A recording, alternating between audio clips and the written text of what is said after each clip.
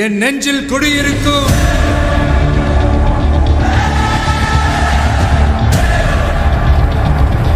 உங்க விஜய் நான் வரேன்.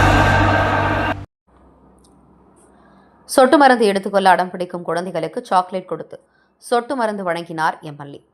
தமிழ்நாடு முழுவதும் போலியோ சொட்டு மருந்து முகாம் இன்று தொடங்கியது.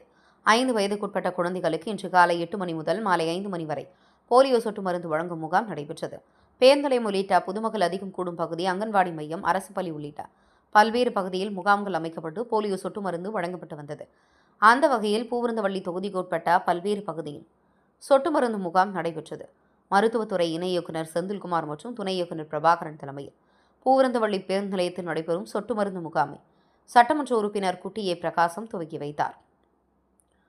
சொட்டு மருந்து எடுத்துக்கொள்ள அடம்பிடிக்கும் குழந்தைகளுக்கு சாக்லேட் கொடுத்து எம்எல்ஏ சொட்டு மருந்து வழங்கினார்.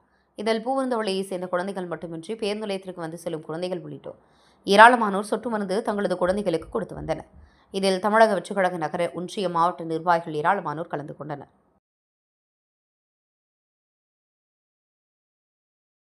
என் நெஞ்சில் குடியிருக்கும்